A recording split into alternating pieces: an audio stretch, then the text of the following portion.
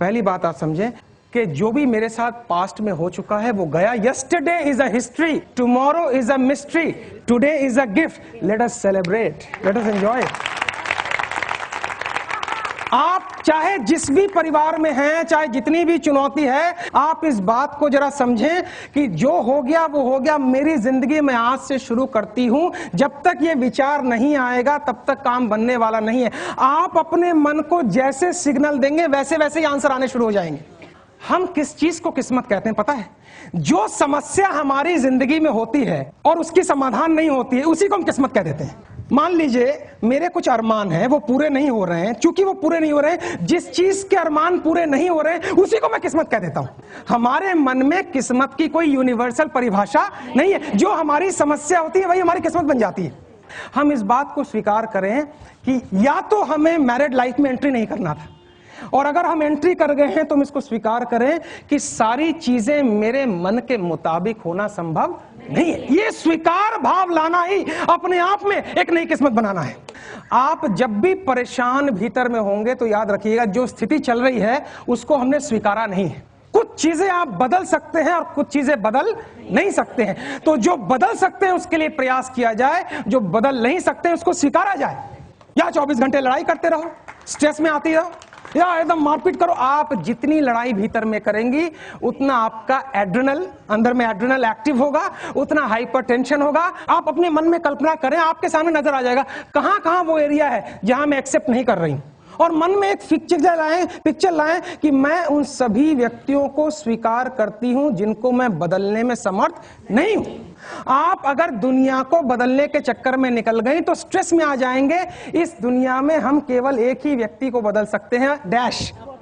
पता नहीं मेरी जिंदगी ठीक होगी या नहीं होगी। जब प्रश्न गलत है तो उत्तर गलत होगा।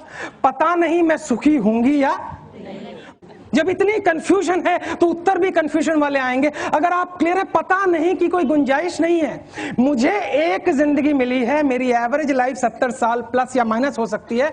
इसमें मुझे पता है कुछ चीजों को मैं बदल सकती हूं, कुछ चीजों को मैं बदल नहीं सकती हूं। जिसको मैं बदल सकती हूं उसको मैं बदलूं, जिसको मैं नहीं बदल सकती उसको मैं स्वीकार करूं। ये बैलेंसिंग जिस दिन मैंने करना सीख लिया, उस वक्त जिस चीज का जन्म होगा वो एक नई किस्मत होगी।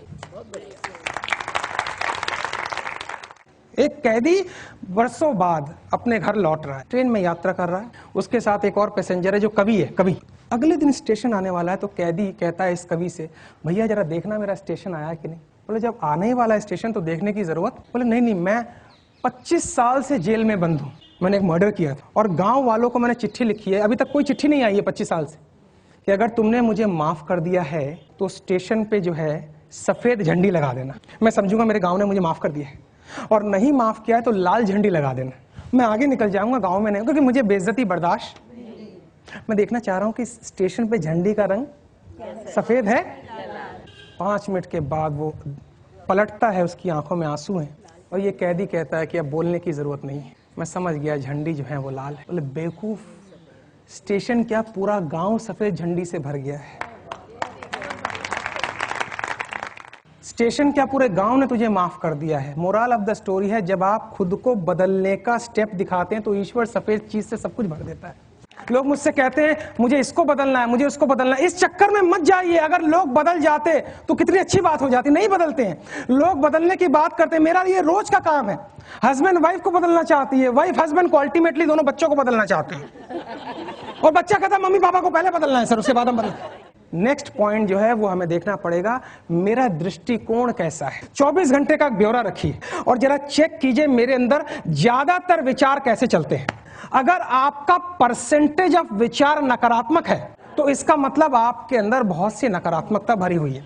तो आप जरा 2 दिन का आंकड़ा रखिए कि मेरे परसेंटेज ऑफ विचार कैसे हैं। आप पाएंगे हाँ नेगेटिव ज्यादा है। बस खाली तीसरे दिन से यह प्रयास करना है कि मैं नेगेटिव विचारों को एंटरटेन नहीं करूंगी।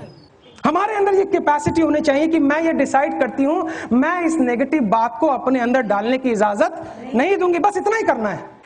और अंत में कि हमने भी जिंदगी के कई रंग देखे हैं, कभी धूप, कभी छांव, कभी बारिशों के संग देखे हैं, और जैसे जैसे मौसम बदला लोगों के बदलते रंग देखे।